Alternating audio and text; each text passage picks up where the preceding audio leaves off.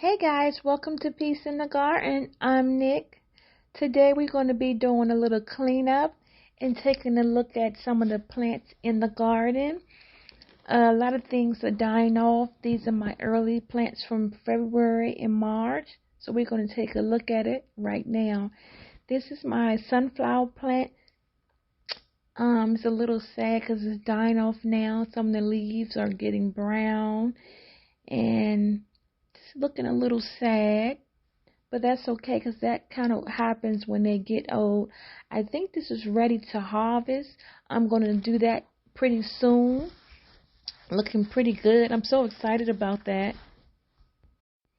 And this one over here is looking really cute and perky.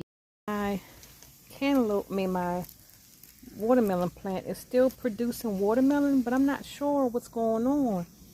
The heat is scorching it or what? If anybody have any ideas, I would love to hear because what's going on. I have a lot of grass that's poking out from my rocks. I'm going to get that cleaned up.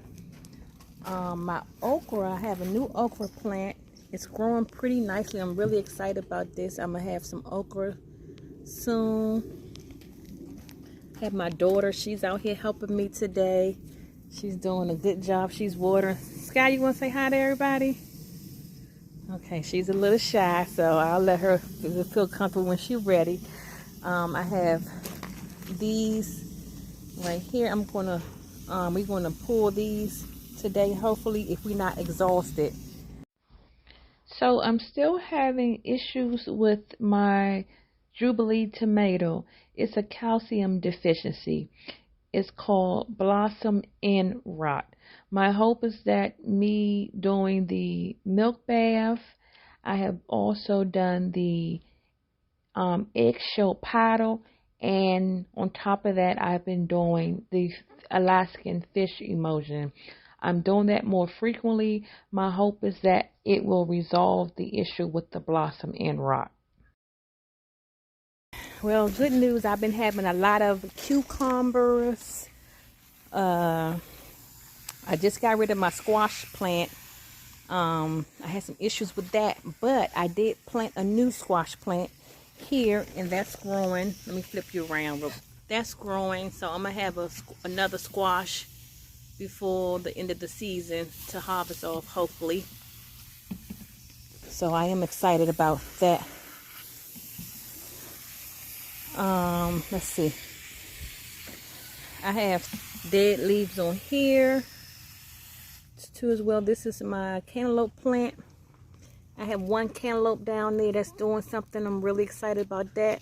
I'm gonna look at these leaves, look on the bottom side of it. So we're gonna get right into it.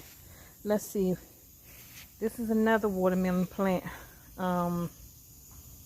I do know what, in the springtime, everything was looking so beautiful.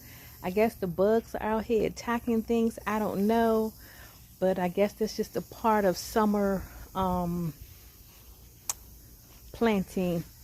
So let's see. Oh, I have a new watermelon plant, guys. My watermelon plant is looking good. Let me show you. Now, these are my front yard watermelon plants that I mentioned that I had planted. Let me show you the full view of all of them. So these the front yard ones. They are doing pretty nice, but I'm excited. I got my first watermelon plant on this one. My goal was to trellis this up. Now, I don't know if it's gonna work or not. But I'm gonna see. It's growing bigger than it's attaching. Look, it's attached to something. I'm gonna have to unattach that. Okay, let's see. All right, so we're gonna get started. Oh wow, look at this, guys. I don't understand. Just a couple of days ago, I harvested some string beans from here, and I probably have a few more to harvest from here. But look how it's just dying off. I don't get this. Are these heat marks? I looked on the back. I don't see any signs of like a worm or anything like that. I really don't know what eats green beans. But My new onions are looking really nice. I try to separate them so that they can grow bigger than the last ones. If you saw my last video, you'll see. All right, so we're gonna get this done right now. So what we're going to do is pull up much weeds as possible in the garden, pick up any leaves and scrubs, and do this over a couple of days. It looks like it's going to take a minute to get this done. We're just going to do the best that we can right now.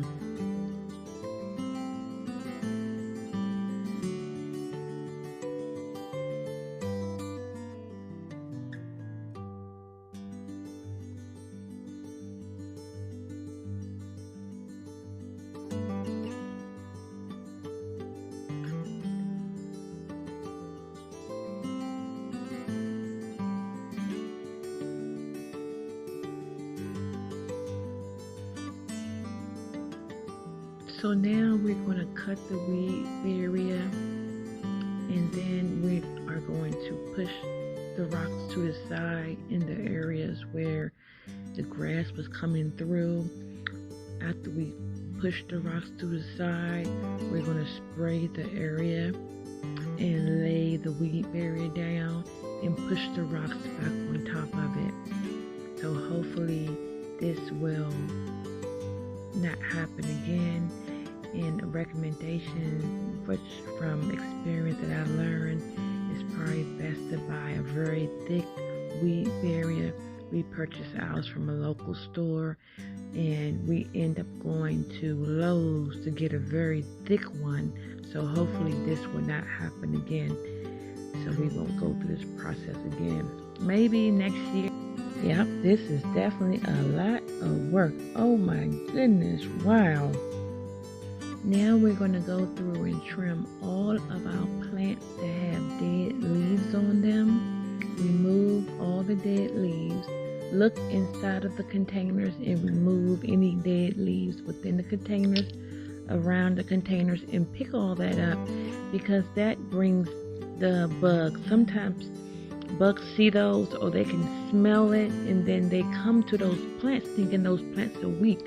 So this will help to improve the chances of plants coming to those plants and going in there to destroy them. So we're going to do that, and hopefully this is something that will help us for the rest of the summer.